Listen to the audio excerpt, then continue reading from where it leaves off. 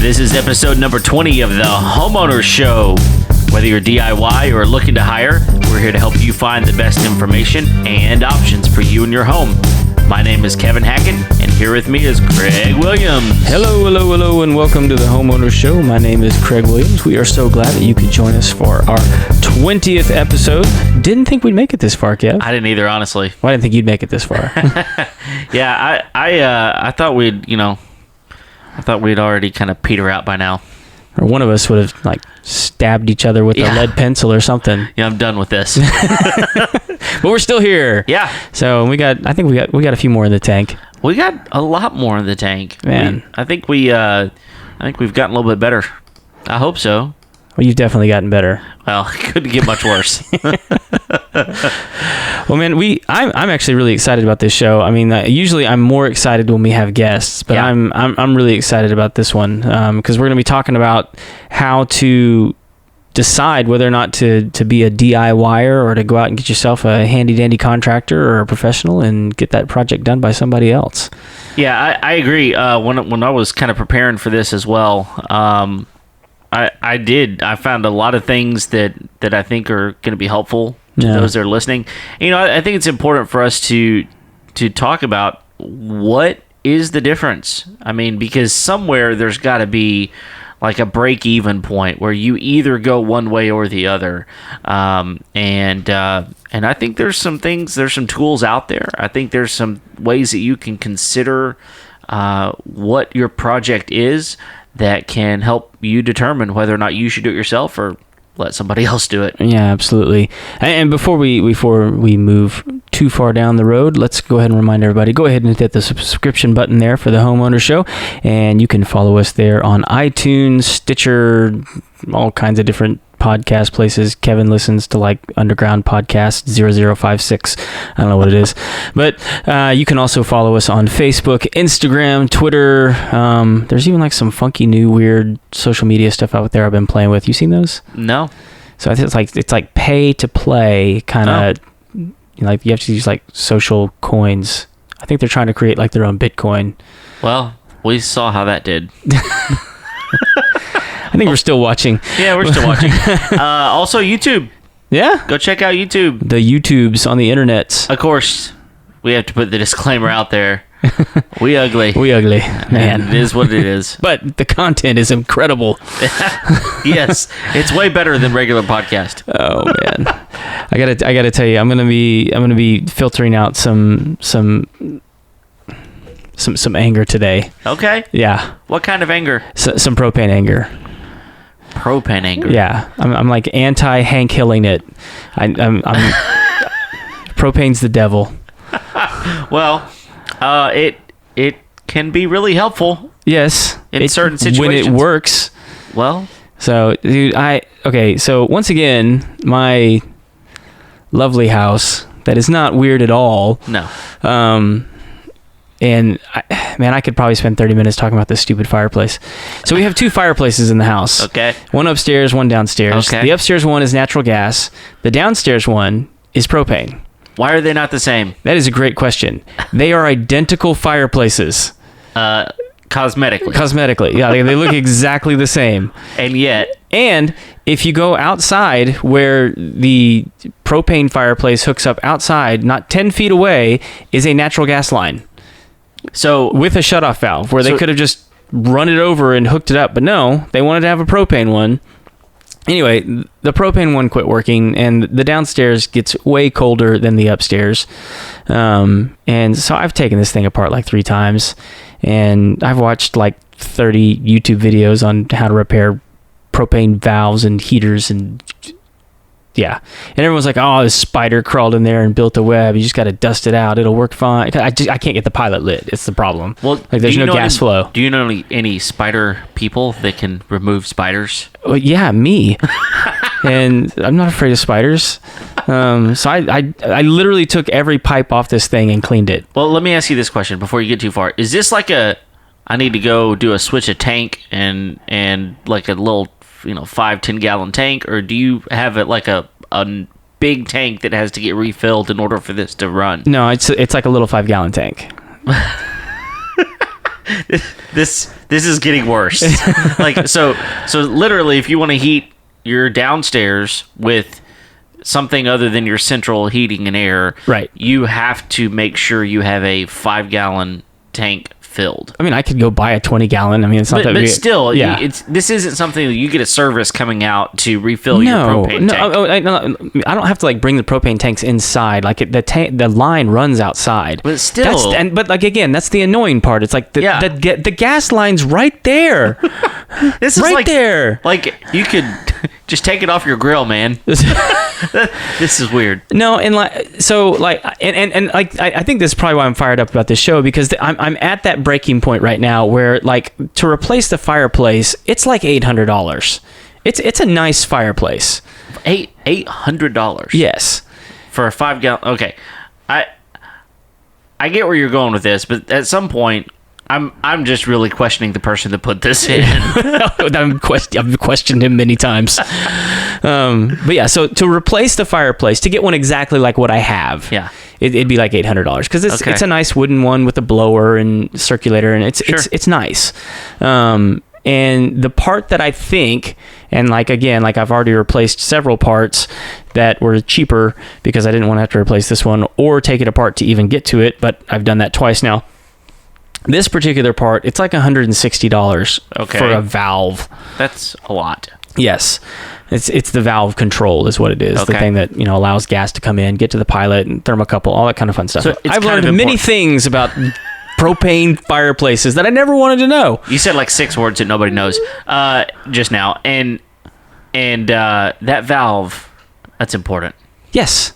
Yeah, they know it's important. And like it's that particular model, and it's the only one that would fit in there. Okay. And apparently, this particular one must break all the time because there's freaking hundreds of them on eBay. And everybody knows it's $160. It's going to be $160. Or $120 with $40 shipping. Oh, yeah. So that's the same. So I have names for people like that. So well, we can't say them here because there's a explicit rating that we're trying not to hit. That's right. Keep listening, kids. Yeah. but yeah, so I'm at that point, and like it's just frustrating. Yeah. Well, it sounds frustrating to me. It's actually right outside this door on the workbench. It's in the shop in pieces, and I just glare at it as I go by. I think that's where I would put it too. So, but I don't want to give it too much power. I don't want to have it, like we're gonna have a good show. Yeah, a good show. Well, good. Well, I mean, and you really have to get to the point with this project where you have to determine in your mind, am I really trying to put this propane thing back together? Especially whenever there's a gas line right there, natural gas line, that you could go purchase a new fireplace that was natural gas, and then you're in a little bit better place. So, I mean, I will say, like we're not. I have like a deer camp heater in there right now that's kind of taking the place when it gets, because it is, we've had a couple of nights where it's gotten pretty chilly, and it's nice to have that. So like we're not without heat or anything. But not only that, man, I don't know if you can see if you're watching this on YouTube, you can see the wall behind Kevin, the Homeowners Show Studios, the walls are coming up there. Kevin, give him a nice like Vanna White. Yes, this is, I don't know which way to look. But yeah, so the walls are starting to come up. Things are starting to take shape. It's starting to look good around here. That's not like the only project I'm trying to work on right now. So that one just kind of popped up on my radar. Yeah, lots of irons in the fire, and it's always the one that you think is going to be a pretty simple fix, right? That winds up being a lot bigger project than you expected to be. Yeah, and at this point also, it's like I'm not going to be defeated by a propane fireplace. it's a matter of pride at this point. Oh man, you know what they say about so pride. That when I have to come back to episode 21 and be like, it won. Yeah, and I'm not going to let that happen. Pride does goeth before the fall. They say, if you read the book. I'm a tall guy. It's going to take me a while to go down. Oh man, the camera doesn't show everything. Well, that'll be interesting. I'll be interested to see and hear how that goes. It's going to heat me one way or the other. Yeah, it's already heated you pretty much. I can tell. I'm going to get heated up, and if I get heated up enough, it's going to go on the burn pile. Yeah, exactly. Either way, I win. Which kind of leads us into the topic, right? At what point do you choose to do something yourself or have a professional come in and do it for you. Yeah, and that's a tough one for me always, because I love figuring stuff out. Yeah. And you're capable on some level. I know the difference between Phillips and flathead. Yeah. And yeah, I mean, I just like, I like figuring stuff out, and I like learning new things. So it's always intriguing to me when it's a project that I've never done before. I actually like that. Some people hate that, and it drives them bonkers. I kind of get a kick out of it. I really enjoy it. But that's just me. And so like, I think you kind of have to filter through your own personality sometimes on the different projects, from project to project, and go, okay, do I really want to spend my time doing that? Is that something I'm going to enjoy? Is that something that's going to be worthwhile? Am I going to like myself when I'm done with it? Are other people going to like you when you're done with it? How many cheap cases of whatever am I going to have to buy these guys to help me with this thing? Right, exactly. And that's always, it's hard. It really is hard, because I a lot of people, whether they admit it or not, are motivated by the bottom line. The bottom line matters to a lot of people. Yeah. And when that bottom line, it's tempting when you can go to the Home Depots, Lowe's, McCoy's, Ace Hardware's, and look at the prices and like, well, that's what it costs to buy that? Why am I getting charged $3,000 right. To do this? For an $800 fireplace. Right. Yeah. You took me right back to it. I'm steaming. Oh, man. It's a good thing it's a little chilly in here. Yeah, no joke.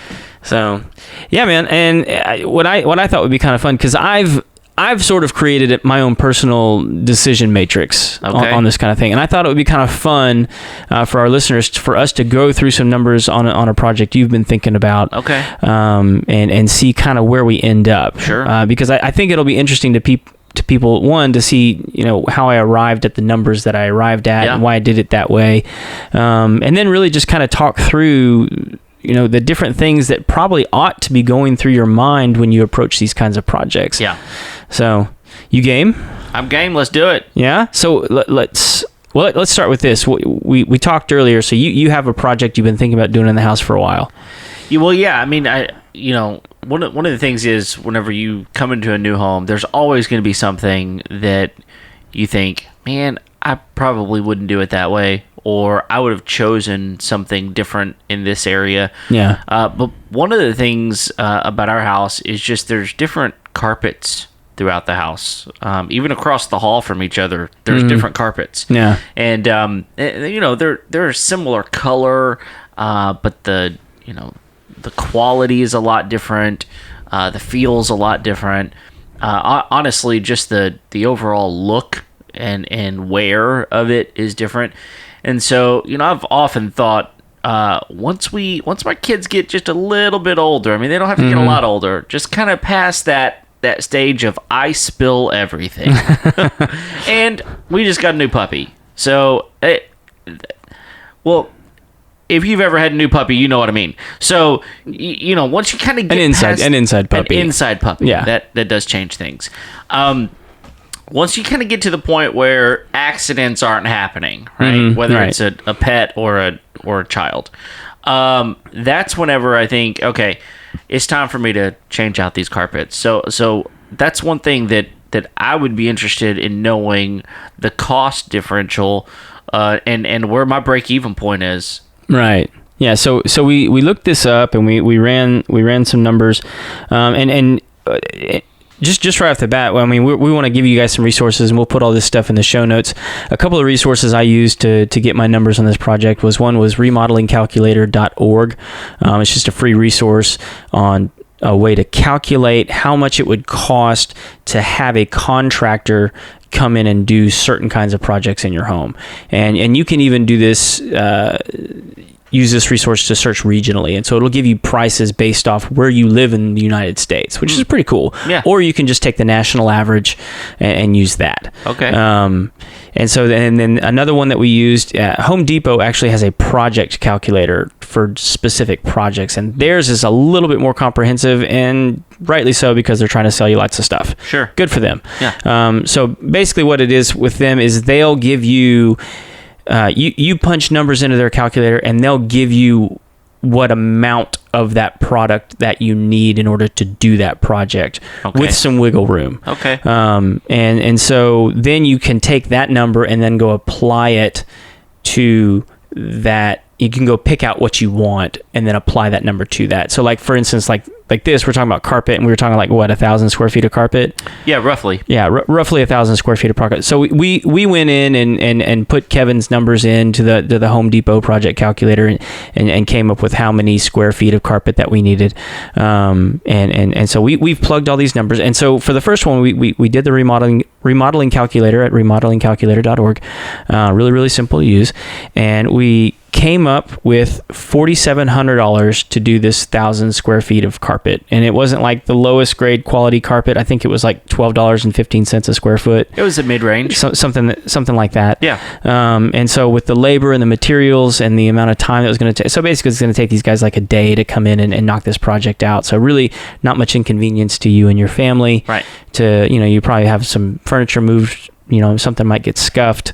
A guy might, tip his cigarette butt in your yard or something like that. But you're going to have new carpets in a day, and it's going to cost you $4,700. Right. Which depending on who you are and, what your idea of this project is, some people may listen to that and say, that's not bad at all. Yeah. And some people may look at that and go, dude, that's like $5,000. Yeah. And that may be more than 10% of what I make in a year, and that's Sure. really tough to try to do. So it's the exact reason we're having this conversation. Yeah, and it's always difficult for the purchaser to kind of rationalize the price and they don't consider all the steps and materials and tools and time and experience that goes in these kinds of things that allows these guys to do these projects quickly. Sure. And so anyway, so here's sort of my decision matrix for DIY. So I always, for me personally, I always try and talk to at least two people who are doing what it is that I want to do, and get a price from them. In this case, carpeting, you'd try to talk to two carpeting people. Right. Okay. And I again, like, don't do what I do. I'll just tell you the reasons why I do what I do. I always take both prices back to both guys, regardless of whether or not one's high and one's low. And I'll give you an example. Recently, we were quoting out some solar panels for the house. And I gave both these guys the same numbers. And one guy came back, man, it was insane. He was literally 3 times the price of the other guy. And rather than going, this guy's a nut job that's just trying to rip me off, I gave him the opportunity to explain himself, and I called him and I said, look, here's the other company. Here's the numbers that they gave me. And without accusing him, I'm like, I'm really curious as to why your numbers are so much higher. Sure. And it wasn't rude. It was literally coming from a place of, I really want to understand, is this other guy just trying to rip me off with cheap parts and pieces? Right. Or do you know something that he doesn't know? I mean, what's going on? Or maybe he knows something you don't know. Right. Maybe you guys need to talk. Right. And so he goes, well, can you send me those? Yeah, I'd be happy to send you those numbers. And he goes, do you have this information and that information? And I gave him every bit of information I had. And he goes, let me go have some conversations with some guys. And he called me back within 2 days and goes, well, here's what I'm seeing. And he explained himself. He didn't change his price. Yeah. But he was able to explain to me why he was where he was at, or why he felt where he was at was okay. Yeah, and so you're able to look at that and weigh, is what he is doing 3 times superior to what the other guy's doing? Yeah. And obviously he's able to justify himself and say, I'm 3 times superior than the other guy. And at the same time, you got to figure out which one's more legitimate. Right. And just one, for instance, on that particular project, he came back and was like, look, my warranty is 2.5 times longer than the other guy. And so you're looking at the difference between 10 years and 25 years. That's significant. Yeah. So, I mean, especially when you're talking about, do I want to be in this house for that long? Right. My wife's answer is no. It's kind of turned her into an arsonist. But anyway, I hope legal never gets a hold of this episode. I'm sure I'll go down in the fire. But anyway, so here's my DIY analysis. Here's how I go through it. I look at a project and I try and estimate how much time that project's going to take me. And Kevin's already given us some numbers here, so he didn't necessarily like game his numbers in order to fix it into my equation here. But anyway, so I calculate the time, and you said how much time? I guessed for me to do the project, right? I guessed it would probably take me a good 3 10-hour days. Okay. So I'm thinking 30 hours. 30 hours. So we take that 30 hours and we multiply it by 2. Because I always assume that every project that I take on is going to take me twice as long as I originally thought it was going to take me. At least. Yeah, and not because like I'm slow or anything like that, but like stuff happens because like it's in your off time. It's not in your regular work time. And so time gets broken up, and then for me it's like it takes me a while to get all the tools out again, and there's all sorts of things that happen. Anyway, I take however much time it's going to take me that I think it's going to take me, and then I multiply it by 2, and then I multiply that by my hourly wage. I don't really get paid by the hour, but I can kind of figure out what I get paid by the hour. And so we took this project that Kevin's talking about, and rather than telling everybody what we make, we just did the national average, which is $27.50. Right. Not a lot of people realize that it's that high, but it is. It is. And then we take that number, and when we add it to the cost of the materials, what we would look at and go, okay, like looking at the Home Depot project calculator, what they told us to buy, what we wanted to buy, and then, figuring out what that number is. And then I always take that number and I add an additional 15% onto the cost of that. Just because I've had many projects where I've bought exactly what I needed, and then it was never enough because stuff broke. Right. I made a mistake. Stuff happens, and so I just or you miscalculated. Right, and so I give myself 15% of wiggle room on the materials. It also helps account for like gas, sure, and time going to the store to buy those things. Even though I think you can like order it online and have it picked up and all that kind of stuff. Anyway, it helps account for some of that nebulous right in the project. And so then I have these 2 other questions that I always ask myself is, do I know what I'm doing? Meaning, have I done this project before? Do I have experience? Am I an expert? Do I know what I'm doing? Is this something I can easily accomplish? It's not going to take me any learning time. Do I have a good understanding as to what's going on? And you and I were talking earlier, like both of us, I think, are probably pretty standoffish when it comes to like electrical work. Yeah. Probably not like putting an outlet in the wall, but like major electrical work, I'm just not going to mess with it. Yeah. It's just not my bailiwick. Sure. And there's a couple of reasons, and we'll talk about those in a minute. Sure. So anyway, do I know what I'm doing? If the answer to that question is yes, I always take off 75. Okay. And if the answer is no, I always add 150. Okay. And so on this one, we asked you, Kevin, do you know what you're doing? Not on carpet. Not on carpet. No. So for this project, we added 150. And we should probably go back because, the number that we ended up with for the carpet with your time times 2 hourly wage plus materials plus 15% came out to about $2,400. Right. In materials and time. Yeah. And so now we've got, time times 2 times hourly wage came out to about $2,000. Materials plus 15% came out to about $2,400. Right. So we're already at $4,400 basically. $4,400, yeah. And then, do you know what you're doing? You answered no, so that's an extra $150. Do you enjoy doing carpet work? No.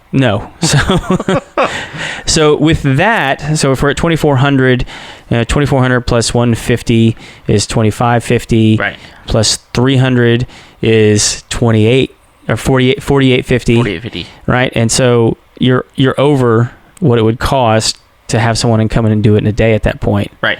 And so now it's 150 more. So, right. I mean, I guess if you really, really loved carpet, or maybe the guys that you wanted to use, they couldn't get the carpet. I don't know. But anyway, for me, I'm looking at that going, okay, it's $4,700. I get to keep potentially 30 hours of my time, maybe even 60 hours of my time. And, plus frustration and tools that I may never use again. And who knows? I mean, I don't know. But it's just a good way to go through in my mind, it's a good way to go through a project and evaluate it and go, do I really need to be doing this? Yeah. At the end of the day, is this going to be the project for me? Yeah, and I think, it's easy for someone to listen to this and say, well, I mean, seriously, Craig, I mean, you're just coming up with numbers, but the reality of it is, these are all things you have to think about. You have to think about the overages that you don't account for. Right. And you have to think about the fact that when you are doing this project, you're not doing something else. And, there's a lot of people in the world that work hourly. And if that's the thing, you're not at your job for 3 days. And that's 10-hour work days. Yeah, where you're not earning money. Exactly. and even if this is, off time, where you're not working and maybe you're a salaried position or whatever, most of us have other things that we enjoy doing, whether it's hanging out with our family or playing around a golf or going, running or whatever it is. We're not able to do something else. And so there's a lot of these calculations that I think are helpful for me, because it allows me to put some real numbers to, is this actually worth it? And what's real interesting is it allows for those things that I do enjoy doing, for that number to actually be lower. For example, you put in there, if I know what I'm doing, take off $75 off that, because I'm not spending any time trying to figure this out. Right. But if I don't know what I'm doing, then I'm either reading a book, I'm talking to a professional somewhere, wherever I can find one. I'm on YouTube. Probably most people go directly to YouTube, and I'm spending more time on this project. And so I think that it's easy to say, well, I could save half of that if I just do it myself. And that may be true, but there's a whole lot of things that you have to calculate for that may make that extra, half, that extra 50% not worth your time or your effort. Yeah. One of the things that it brought up a fun memory for me, especially considering last episode we were talking to Justin. Yeah, the roofer. about roofing. Yeah. Because I had a buddy in high school that lived in my neighborhood, and his dad decided one summer that they were going to re-roof their house.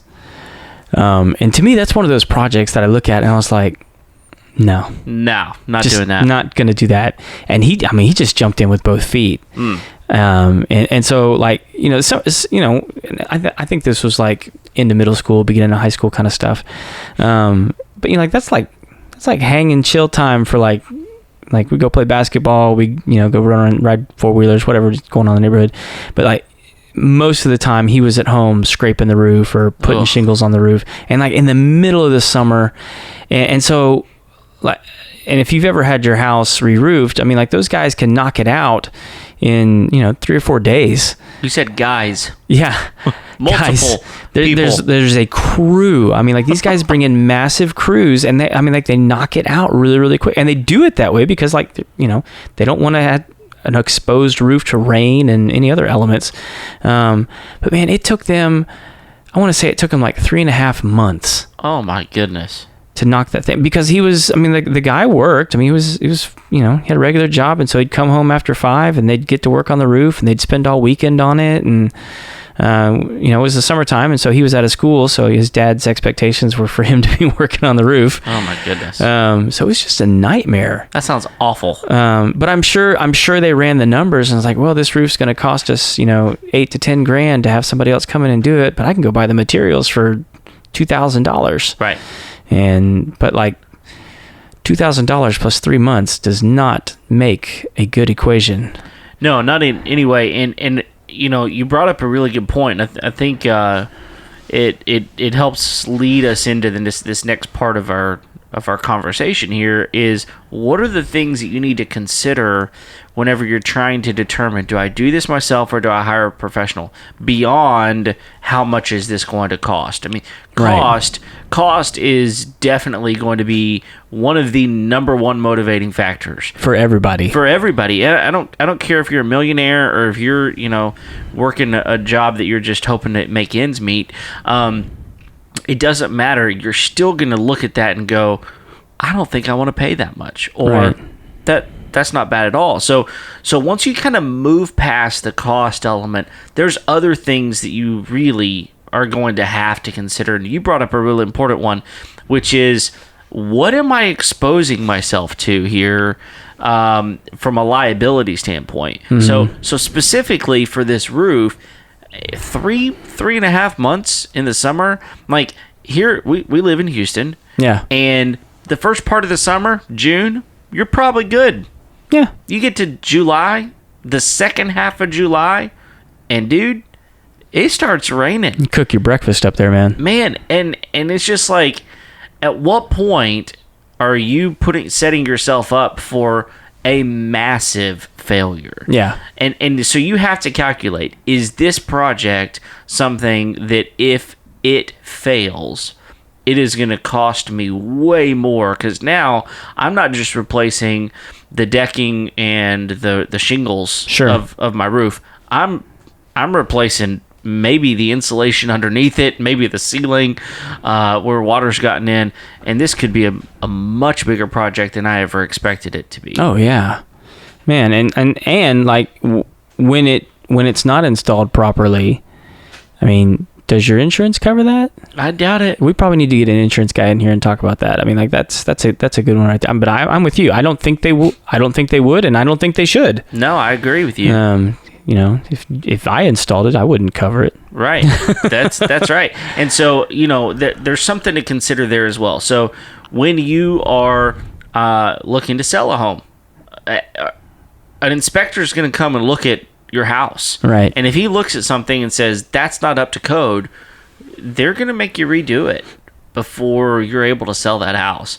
Unless the buyer is dumb enough to say, I don't really care. And I'll do it myself. Or they can play on your patience and be like, well, I'll just go ahead and knock $10,000 off the price and I'll take care of it myself. Absolutely. So it really does come down to is it worth it for me to get into a project? And, one of the things you said as we were preparing for this episode is good enough for you? Yeah. I think when it comes to people's homes, people tend to have really high expectations for the end product. And so, and let's just be honest, we're not all master craftsmen. No. And we're not going to have that magazine look in our house, particularly if we do the project ourselves. Right. Most of the time. One, because most of us can't afford the tools that it takes to do those kinds of projects. And two, even if you have the tools, it still requires a level of skill and experience and probably 50 to 60 mistakes with that tool in order to get it right. Yeah. Or to get it perfect. Sure. And then there's just things that come up in regards to just things that were done poorly before you. If it's not square, if it's not flush, if it's, because most people go into situations like the room that we're sitting in, that it's like my expectation was like, yay, it's going to be square and level. And neither one of those things were true.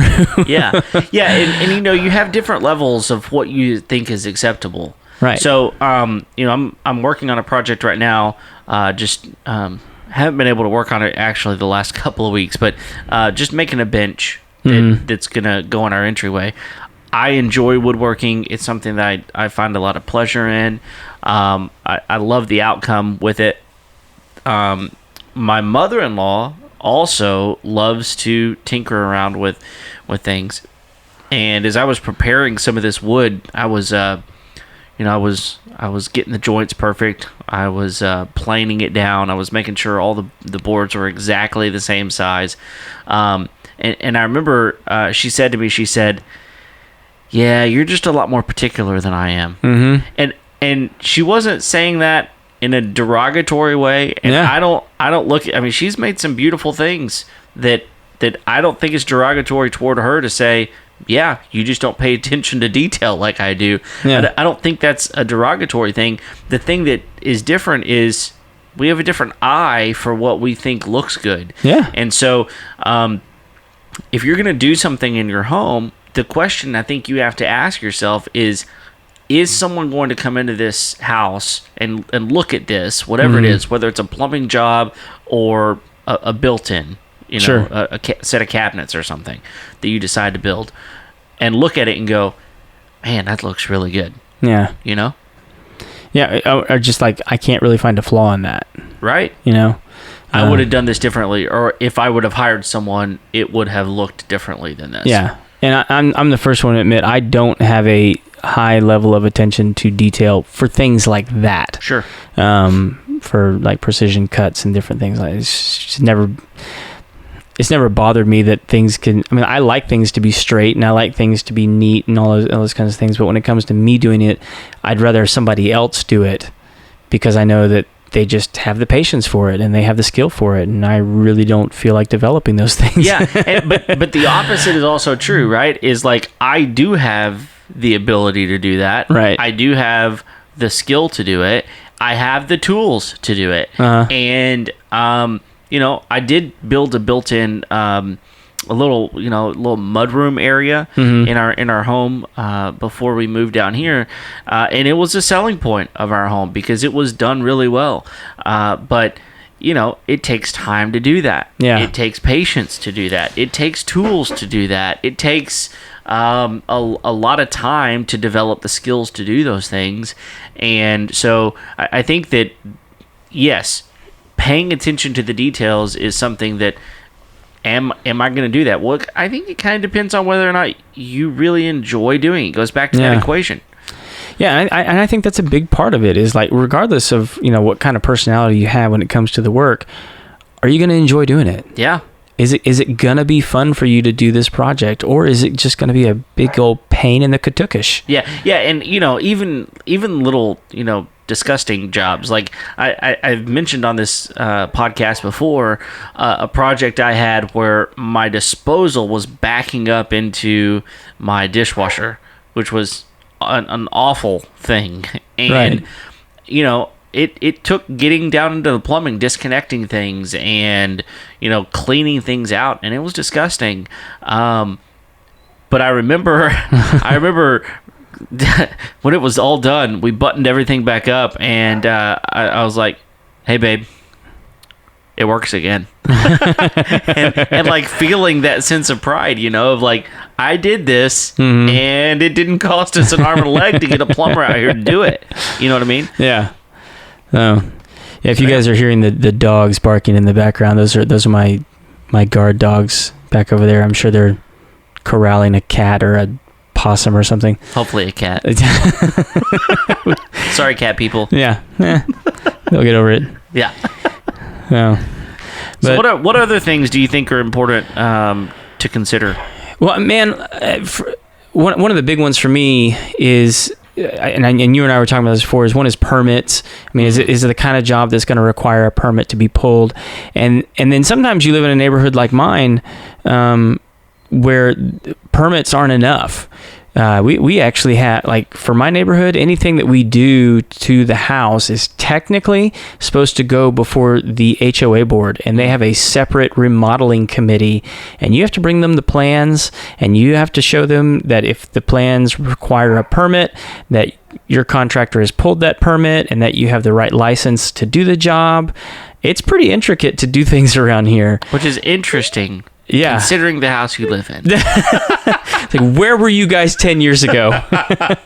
The committee formed late. That's right. Or they were drunk. Or both. Oh, man. And I've been to some of their houses, and yeah. Anyway, all that to say, it's not difficult to get things approved. Right. But it is nice to know that there is that sort of stopgap there that kind of goes like, look, you got to put a plan together. You can't just like start knocking walls down and putting additions on and pouring foundations and all this kind of stuff. You've got to make got to do your due diligence on this thing. Yeah, and so I think that's one of the things you named it, that if you have to start pulling permits, I think that's the type of job that you need to start considering.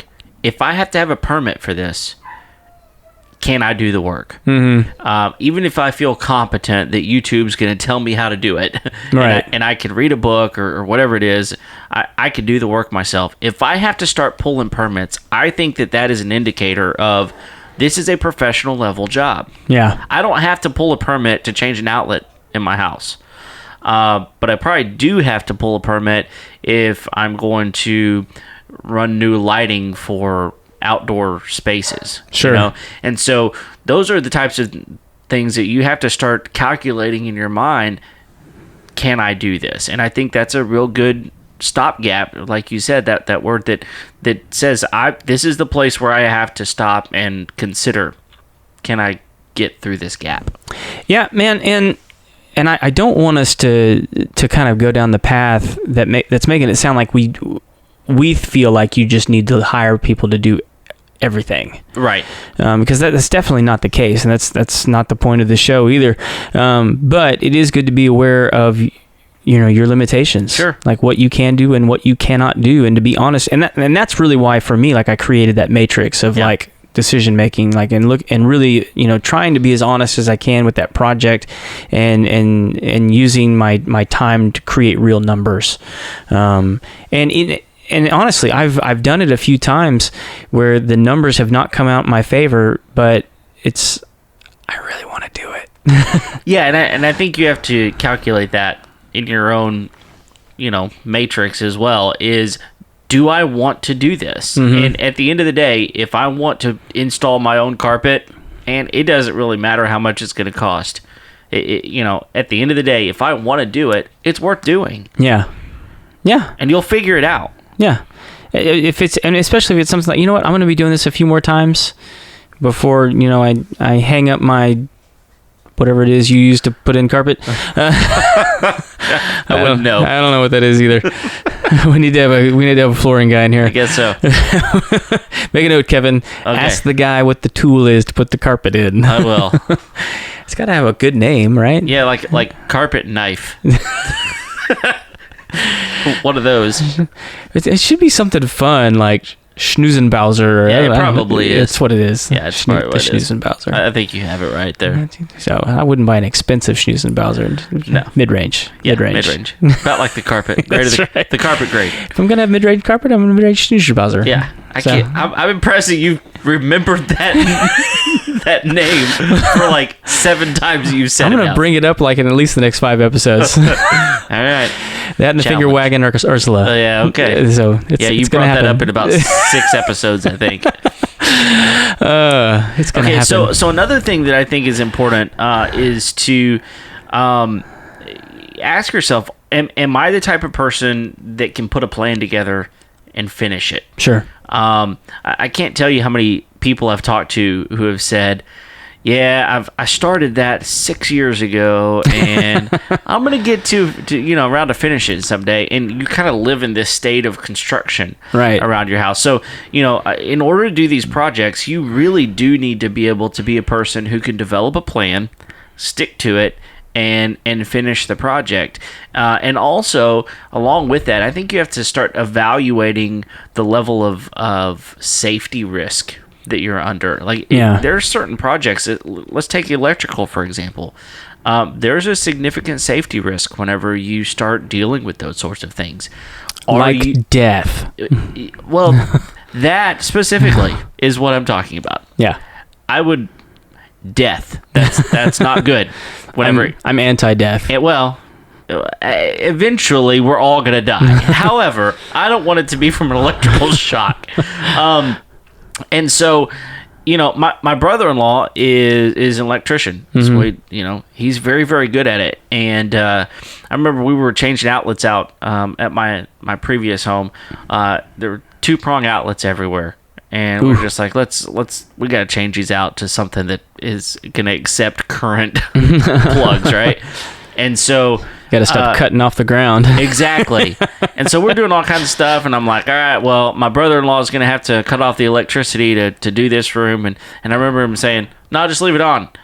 I was like, okay, you don't want to turn it off to change that outlet? He's like, no, I don't need to do that. And he didn't.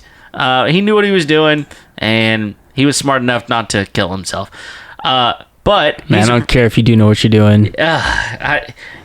It was what he wanted to do. He's a professional. He can deal with it if he wants to. But do you know where your outlet, your circuit breaker box is? Do you even know where that is? Yeah. And if you don't know where your circuit breaker box is, you probably don't need to be working with electrical. I'll second that. Yeah. So, safety has to be a priority here. And so maybe that's something you want to work on. Do it. Absolutely. Get your feet all the way into the water. Get your hands as dirty as you can get them. Do the job. Wash up afterwards, but yeah, get them dirty. But get them dirty, and get into it, man, and enjoy it while you're there. But know what your limitations are, and I think that's really one of the things that I want our listeners to hear today is know your limitations, but be willing to take some sort of calculated risk. And the bottom line is that this stuff is going to cost you money. Mm-hmm. Whatever project it is, it's going to cost you money, and you will save dollars in your bank account if you do it yourself. It may take you a lot of time, yeah, and maybe at the end of the day, your time is more valuable than the dollars in your bank account. But you're going to have to make some of those decisions somewhere along the line. Yeah, and even if like your time maybe right now is not as valuable as that project.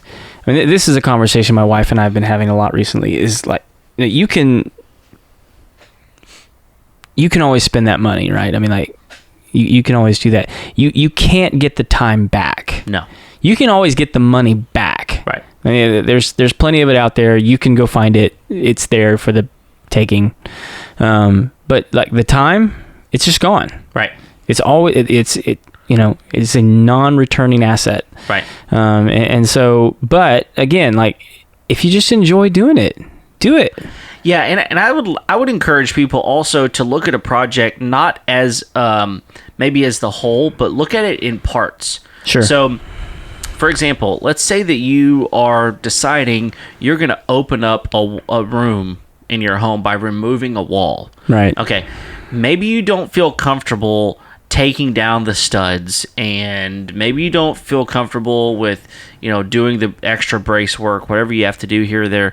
But maybe you could demo the sheetrock that's already there. Yeah. That is going to save you dollars, because someone's going to charge you to come in and rip the wall down. Right. And so look at it not necessarily as a whole project, but more like the sum of its parts, and figure out, is there a little part that I can do? And maybe that's going to wind up saving you money. And maybe it's just something that you can, at the end of the day, go, I had a little bit of buy-in to that project, Yeah. No, that's the part I did right there. That was my little, that thing right there. Yeah. So yeah, and this room is probably a good example of that. I mean, and how budgets can change throughout, because this one actually became significantly cheaper once we decided not to put the bathroom on. And really the deciding factor for that was this was basically going to be somebody's like studio apartment, right, that needed a place to live, and like, we had the space. We were going to put the bathroom in just so they had that space. Yeah. They ended up not needing it, and so it was like, now it's mine. So I'm already started. Right. So at one point we probably need to have our buddy Jared in here to kind of talk about the initial startings of this project. Yeah. Once we get it finished, I think that'd be fun to bring Jared in and talk about how this one got started, because It was a freaking nightmare. Yeah. But yeah, man. So, kind of going back to our numbers. So we've got our numbers on your carpet now. Yeah. So based off what we saw, are you gonna hire this thing out? You're gonna do it yourself? There is no chance I do this myself. There's no chance. Yeah. I mean, there are certain things that I think I can get in there and do that. Yeah. But when it comes to carpet, this is one of those things that, I mean, my feet touch this a lot. Mm-hmm. I'm gonna roll around the floor with my kids playing. I don't want to consider that I did it wrong. You know, there's no chance I do that. Honestly, here's how much I don't want to put in carpet. If you came to me and told me you could save 40% going through the matrix, this calculator that you've created, save 40% doing it yourself, I would still have someone else come do it. Just because I don't want to do it. Yeah. But there's other projects, Craig, that I think you can tell me it's going to cost you more to do it yourself, and I'm still going to do it because I want to. Yeah. And then you kind of have your ideas to how it's supposed to look, and you can make it look that way. Yeah, and I am particular. I know I'm that about myself. I have a particular idea, and if someone comes in and does it differently than what I want them to do it or how I want them to do it, and I may have problems with that, and it may be smarter for me just to do it myself. Yeah. So. Well, there. I hope that was helpful to everybody today. Kev, you got anything else for us today, man? No, I will tell you that we're gonna do our best to get this little calculator that you've created, this matrix, available. Try to put it up on our website. We probably got a little bit of figuring out how to get that up there, so it may take us a couple of weeks. But we want to provide you with that tool. If it's a helpful tool, we want to get it to people. I use it a lot. Sure. So yeah, and maybe if you don't ultimately use it, it might be just another resource to give you some ideas. And feel free to contact us if you've got a project that you think I'm looking into doing this, and I need someone's perspective on whether or not I should tackle this or whether or not I should hire someone out. Send us an email at info@homeownershow.com. We'll respond to you quickly and give you our opinion. I wouldn't tell you to always go with our opinion, but we'll see what it looks like, and if it's something that we feel like we would tackle or if we would hire it out. We'd love to give you that feedback. Absolutely. Yeah, we need to give the shout out to Brandy for responding to our little video there. She said she wanted to get her ceilings redone. Yeah. We put the post up. I think we put up on Facebook and Instagram. What projects are you looking to get redone? And Brandy threw up, I want to get my ceilings redone. Yeah, still. So hope you get your ceilings done, Brandy. Yeah, me too. You too. So, man, anything else? I think that's it. We're glad that you're tuning in, and if you've got an idea of a show you want done, let us know. Give us some feedback, and remember, we're here every Tuesday morning. So hit that subscribe button, and until then, we'll see you next time. See you.